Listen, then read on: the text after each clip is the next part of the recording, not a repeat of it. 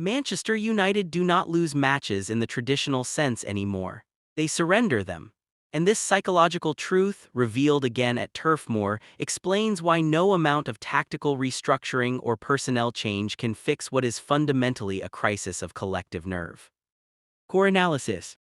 There is a specific kind of team that football observers have learned to identify over generations of watching the sport. It is the team that cannot be trusted with an advantage, the team that seems to invite pressure upon itself, the team that treats favorable circumstances not as platforms for consolidation but as sources of anxiety. Manchester United have become this team, not occasionally, not in isolated circumstances, but systematically, predictably, almost inevitably. And Turf Moor provided the latest evidence in what has become an overwhelming case file. The psychological truth that this match exposed is uncomfortable because it defies easy explanation. Manchester United possess individual players capable of performing at the highest level. They possess resources that dwarf those of their opponents. They possess a historical identity built on exactly the kind of mental fortitude they now lack. But none of these assets prevent the collapse. None of them inoculate against the anxiety that grips this squad whenever the scoreboard tilts in their favor. This disconnect between capability and execution points to something deeper than tactics, something embedded in the collective psychology of this group. Let us examine what it means for a team to be psychologically incapable of managing favorable situations.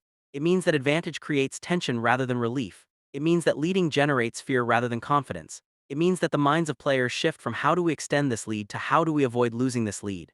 This shift is subtle but catastrophic. It changes body language, it changes positioning, it changes the speed of thought. Players who were previously playing to win begin playing not to lose, and football punishes this distinction mercilessly. The mechanics of psychological collapse are worth understanding in detail. They do not happen suddenly. They happen gradually, invisibly, through 1,000 small decisions that accumulate into catastrophe. A midfielder who was previously looking forward begins looking sideways. A defender who was previously stepping into space begins dropping deeper. A goalkeeper who was previously commanding the penalty area becomes hesitant about when to intervene. None of these individual adjustments seem significant in isolation. Together, they transform a team's entire posture. They invite pressure that was not inevitable. They create opportunities that did not need to exist. Manchester United displayed all of these symptoms at Turf Moor. The transition from proactive to reactive happened without any obvious triggering event. It happened because the squad has internalized a pattern of behavior that activates automatically when advantage is achieved. This pattern is now so deeply embedded that players may not even be aware they are executing it. It has become muscle memory. It has become instinct, and instincts that lead to collapse are the hardest instincts to rewire. Burnley, to their credit, understood exactly what they were facing. A newly promoted side visiting the Premier League after time away could reasonably be expected to accept their position in the hierarchy, to defer to the superior resources and reputation of their opponent, to view a close contest as an achievement in itself. Burnley rejected this psychology entirely. They sensed the fragility in United's demeanor. They recognized the historical pattern. They understood that patience would be rewarded because United would eventually provide opportunities through their own psychological deterioration. This was not hope. This was analysis. This was a strategy built on accurate assessment of the opponent's mental state. What makes United's psychological profile particularly damaging is its self-reinforcing nature. Each collapse becomes evidence for the next collapse. Each surrendered advantage builds the expectation of future surrendered advantages. Players develop an internal narrative that tells them this is who they are. This is what they do. This is how matches against them unfold. And once that narrative takes hold, it becomes extraordinarily difficult to dislodge. The narrative shapes behavior. Behavior confirms the narrative. The cycle continues. Consider the experience of being a Manchester United player in the current environment. You know the history of the club. You know the expectations that come with the badge. You know that anything less than dominance is considered failure. But you also know that your recent experience has been defined by matches exactly like this one, by leads that evaporated, by advantages that became millstones, by victories that transformed into draws or defeats. This knowledge creates cognitive dissonance.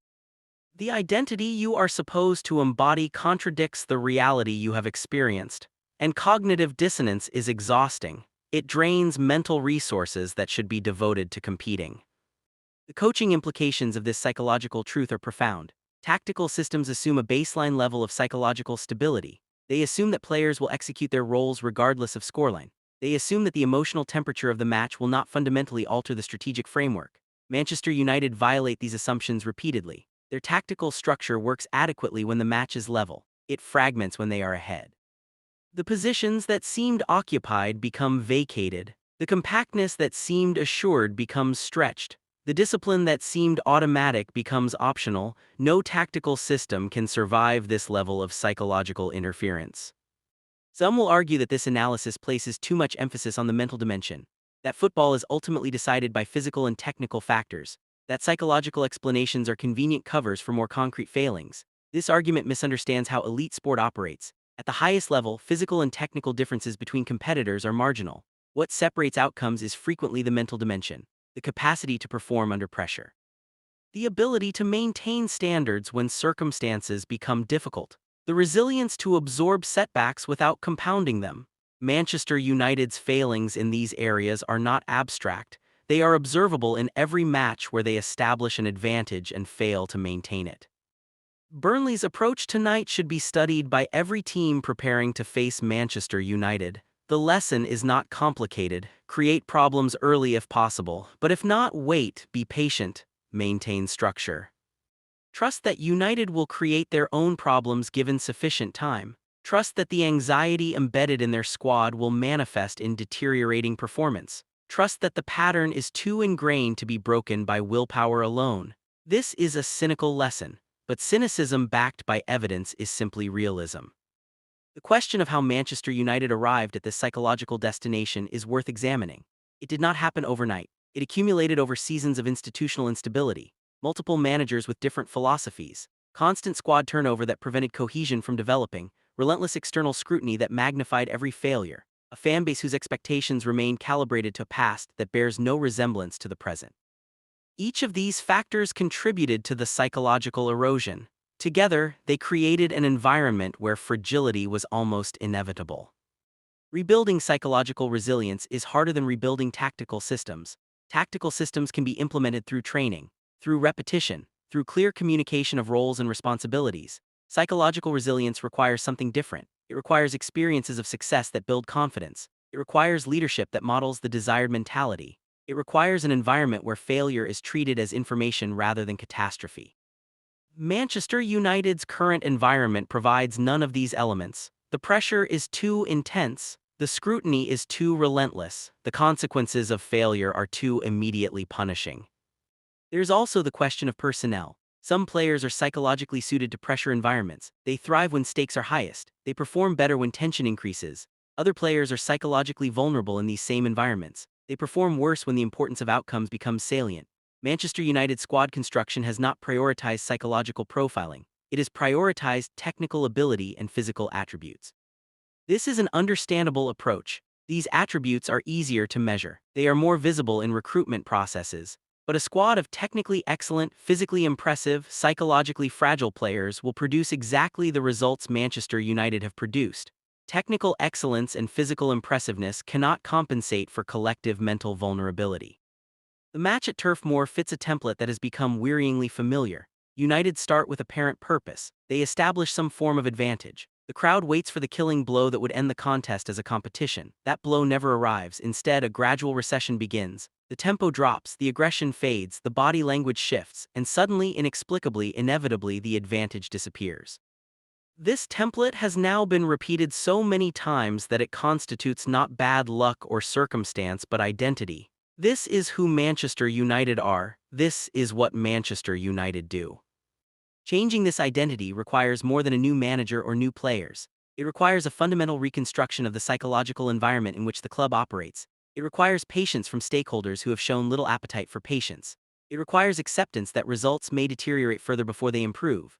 It requires the kind of long-term institutional commitment that modern football ownership structures rarely support. The likelihood of Manchester United actually receiving this kind of patient reconstruction is low. The more likely outcome is continued churn, continued instability, continued psychological erosion dressed up as fresh starts and new eras. Burnley will take this point as validation of their approach, as evidence that Premier League survival is achievable through tactical discipline and psychological awareness. They read their opponent correctly. They trusted their analysis. They were rewarded with a result that seemed improbable at certain points in the match and seemed inevitable at others. This is not an accident. This is what happens when a team with clear principles faces a team in psychological crisis. The stadium emptied with United supporters facing familiar emotions, frustration at opportunities lost, confusion about how advantages disappeared, a gnawing sense that this pattern will repeat until something fundamental changes. These emotions have become permanent companions for those who follow Manchester United. They are the emotional residue of supporting a team that cannot be trusted to do what seems straightforward, that cannot convert favorable circumstances into favorable outcomes, that surrenders what it earns with a consistency that defies statistical probability.